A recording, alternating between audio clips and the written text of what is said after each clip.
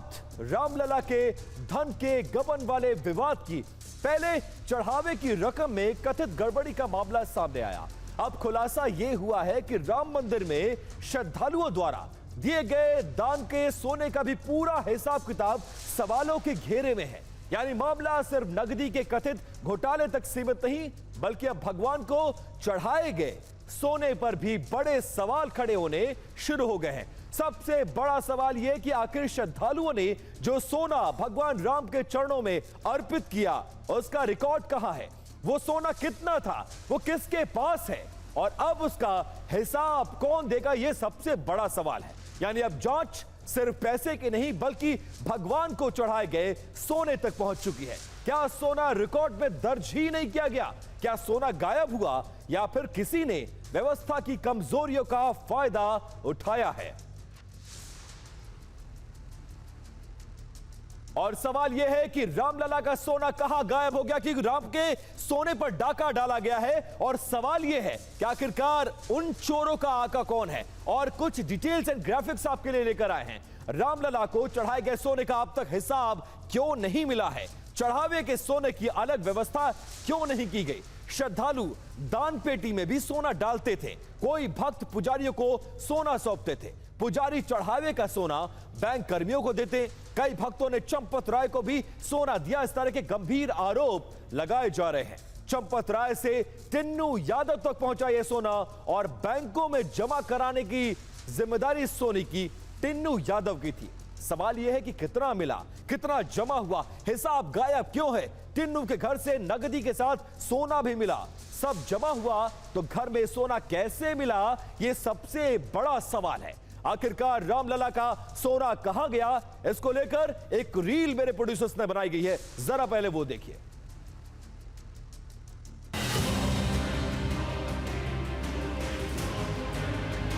माननीय उच्चतम न्यायालय, संज्ञान ले और एक बड़ी कमेटी का गठन हो करके इसका खुलासा। तो ये बात सही है कि समाजवादी पार्टी कभी मस्जिदों के चंदे पर या किसी अन्य संस्थाओं पर कोई प्रश्न खड़े नहीं करती। भाजपा के लोग हैं वो आज भगवान राम के नाम पर आए और भगवान राम को नाम को बेच रहे हैं, और पूरी तरीके से देश में आस्था को इन्होंने तार किया है। जो भी पाप किया उसको कड़ी सजा मिलेगी। विरोधियों को चिंता करने की सपा को जरूरत नहीं है। ये राम विरोधी रहे, राम मंदिर के विरोध में आज ये लोग उसके शुभचिंतक ना बने।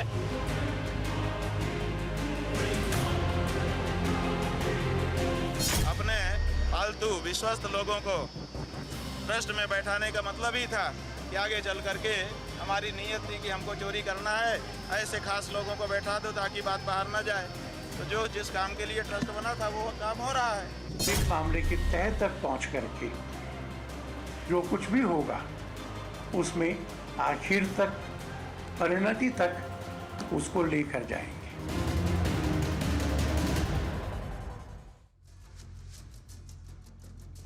और इस पूरे विवाद पर आज TV9 भारतवर्ष पर राम मंदिर के शिल्पकार कहे जाने वाले नृपेंद्र मिश्रा जुड़े, तो हमने उनसे दान के बाद अब तक सोना चोरी पर सवाल किया। उनका जवाब क्या था, पहले वो सुनिए।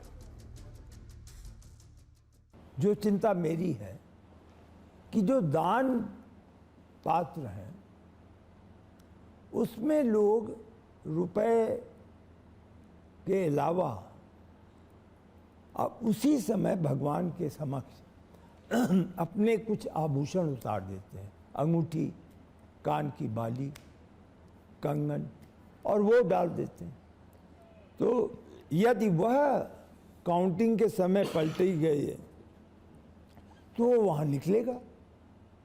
तो प्रश्न यह है कि उसका हिसाब कैसे होता है, और यदि यह सही है कि वहाँ बंडलों की धनराशि गई है, तो आभूषण, अंगूठी तो बहुत ही आसान है, उसको आप मुंह में ही रख करके चले जाएं। लेकिन सर एक आम आदमी और चंपत राय के अब तक के सार्वजनिक जीवन पर बहुत बड़े धब्बे और आरोप लगाए जा रहे हैं। ऐसा हम क्यों कह रहे हैं वो हम आपको समझाने की कोशिश करते हैं क्या कुछ हो रहा है। दरअसल कल उत्तर प्रदेश के मुख्यमंत्री योगी आदित्यनाथ अयोध्या जा रहे हैं, रामलला के दर्शन भी करेंगे, लेकिन पहले जब भी सीएम अयोध्या दौरे पर जाते थे तो राम मंदिर के दर्शन करने के दौरान और इस मौके पर राम मंदिर के दर्शन कराने की जिम्मेदारी जिला प्रशासन के साथ साथ मंदिर ट्रस्ट की भी होती थी और ट्रस्ट का प्रतिनिधित्व करते थे चंपत राय और हर मौके पर वो मौजूद रहते थे। लेकिन इस बार व्यवस्था को बदला गया है। इस बार ऐसा नहीं होगा, ऐसा हम नहीं कह रहे, बल्कि जिला प्रशासन का वो निर्देश कह रहा है जिसके तहत यह कहा गया है कि कल मुख्यमंत्री के दौरे में चंपत राय आप नहीं रहेंगे। ट्रस्ट की तरफ से आप किसी को नामित करिए, वो मुख्यमंत्री का आगमन की अगुवाई करेगा और वो दर्शन कराने की पूरी जिम्मेदारी उठाएगा। अब हम आपको वो लेटर टेलीविजन स्क्रीन पर दिखा रहे हैं और इसमें वो प्रोटोकॉल है, ये वही लेटर है जो अयोध्या जिला प्रशासन ने जारी किया है।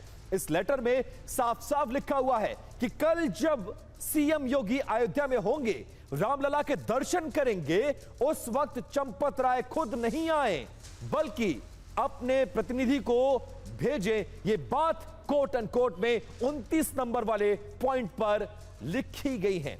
चंपत राय पर उठ रहे गंभीर सवालों के बीच नृपेंद्र मिश्रा ने उनकी भूमिका को लेकर क्या कहा, जरा वो सुनिए पहले। चंपत राय जी निष्कलंक है। पिछले 37 वर्ष या 40 वर्ष से वह इस मंदिर के आंदोलन से जुड़े हुए हैं और उन्होंने हर परिस्थिति का सामना इस अवधि में किया है। उनका परिवार नहीं है, कोई वो अपना बैंक अकाउंट नहीं रखते क्योंकि वो ट्रस्ट से जो खर्चा है उनका चलता है। मैं नहीं समझता कि वह यदि ऐसा हुआ है तो उसमें किसी प्रकार से वो जुड़े हैं या मिलित हैं, सम्मिलित हैं, नहीं। नृपेंद्र मिश्रा ने साफ शब्दों में कहा है कि चंपत राय का कोई कसूर नहीं, उन्हें दोषी कहना गलत होगा, लेकिन आपके लिए यह जानना जरूरी है कि आखिर चंपत राय सवालों के घेरे में क्यों आए हैं। राम मंदिर में दान चोरी के मामले में अब तक दो अहम चेहरे हैं, पहला चंपत राय बंसल और दूसरा चंपत राय के करीबी टिन्नू यादव। टिन्नू यादव को ही चंपत राय का राइट हैंड कहा जाता है और सारी अहम जिम्मेदारियां चंपत राय ने टिन्नू यादव को ही सौंपा करते थे, चाहे वो दान के पैसे की गिनती हो, हिसाब किताब करना हो, फिर या दान में मिले सोने को बैंक तक पहुंचाने का जिम्मा, यह सारी जिम्मेदारियां चंपत राय के द्वारा टिन्नू यादव को दी जाती थी। लेकिन चंपत राय के बाद अब टिन्नू यादव भी सवालों के घेरे में है।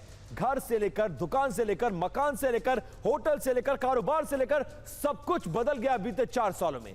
क्यों, कहां, कैसे, उसको हम डिटेल्स उसकी अब बताने जा रहे हैं। कहा यह जा रहा है कि मिंट व्यवस्था से धांधली रोकी जा सकती थी। मिंट व्यवस्था क्या होती है वो आपको समझाता हूं मैं, कैसे काम करती है। जवाब नृपेंद्र मिश्रा से सुनिए। यह वही व्यवस्था है जो तिरुपति जैसे बड़े धार्मिक जगह पर लागू है, लेकिन अयोध्या में उसको लागू नहीं होने दिया गया। क्यों, कहां, कैसे, जरा नृपेंद्र मिश्रा से सुनिए। मिंट जो है हमारे टकसाल, हाँ टकसाल, तो वो अनेक जगहों पे है। वो तिरुपति की जिम्मेदारी उन्होंने पूरी ली हुई है, वही वहाँ पर रिसीव करते हैं, कोई अन्य व्यक्ति रिसीव नहीं कर सकता उसे। वही उसका वेरिफिकेशन करते हैं और उसको वो हैदराबाद ले जाते हैं, मेल्ट करके जो आप चाहते हैं वापस आपको लौटा देते हैं। ये एग्रीमेंट वहाँ चल रहा है। वहाँ पे नियमित एक काउंटर बना हुआ है, दान काउंटर। इसके लिए हर जगह लिखा हुआ है कि आप किसी अन्य व्यक्ति को ना दें। यहाँ पर यह व्यवस्था नहीं थी, यद्यपि प्रस्तावित थी कि मिंट के साथ एग्रीमेंट हो और यह कार्य मिंट ही करे। इन सब के बीच दान चोरी मामले में एसआईटी की जांच लगातार 4 दिन से जारी है। अयोध्या में राम जन्मभूमि मंदिर के चढ़ावा और दान प्रबंधन से जुड़े मामले की जांच कर रही है ये एसआईटी, और एसआईटी लगातार चौथे दिन भी राम जन्मभूमि परिसर पहुंची। आज सुबह 10:31 पर एसआईटी की टीम गेट नंबर 11 से राम जन्मभूमि परिसर में दाखिल हुई। इससे पहले बुधवार को भी एसआईटी की टीम देर रात तक जांच में जुटी रही। सूत्रों के मुताबिक टीम रात करीब 12 बजे तक जन्मभूमि परिसर में मौजूद रही और कई महत्वपूर्ण दस्तावेजों, रिकॉर्ड और अन्य जानकारियों की जांच और वेरिफिकेशन की है। एसआईटी की लगातार मौजूदगी इस बात का संकेत है कि यह जांच अहम चरण में पहुंच चुकी है। चौथा दिन आ चुका है। आगे कई पर्दाफाश इस पूरे मामले में होने की संभावना जताई गई है। अब सवाल यह कि दान चोरी की जांच कहां तक पहुंची है, वो कुछ ग्राफिक्स के जरिए अब आपको समझाने की कोशिश करते हैं। नकदी और गिनती और रिकॉर्ड के मिलान किए जा रहे हैं। संदिग्ध गतिविधियों की पहचान के लिए जो फुटेज 800 कैमरे मंदिर परिसर में लगे हैं, उनकी जांच की जा रही है। दान संग्रह, सुरक्षा व्यवस्था से जुड़े लोगों के बयान एसआईटी ने दर्ज किए हैं। प्रवेश हो, निकास और निगरानी की व्यवस्था, उसकी पड़ताल की जा रही है। अब तक मंदिर को मिला हुआ दान और जमा राशि के दस्तावेजों की जांच की जा रही है। सवालों में घटना के समय तैनात कर्मचारियों की भूमिका, उनका रजिस्टर, उनका रिकॉर्ड और अन्य दस्तावेज खंगाले जा रहे हैं। सिर्फ नकदी ही नहीं बल्कि पूरी दान व्यवस्था जो प्रबंधन है उसकी समीक्षा की जा रही है और माना यह जा रहा है कि एसआईटी की जांच के बाद एक बहुत बड़ा बदलाव अयोध्या ट्रस्ट में और रखरखाव में और सिक्योरिटी में होने जा रहा है। सबसे बड़ा सवाल यह है कि सीसीटीवी होने के बावजूद अब तक मंदिर प्रशासन के पास सुराग क्यों नहीं है। इस पर नृपेंद्र मिश्रा ने क्या कहा, जरा वो भी सुनिए। बहुत इंपॉर्टेंट बात कही है। सीसीटीवी लगे हैं पूरे परिसर में, करीब 800 हैं।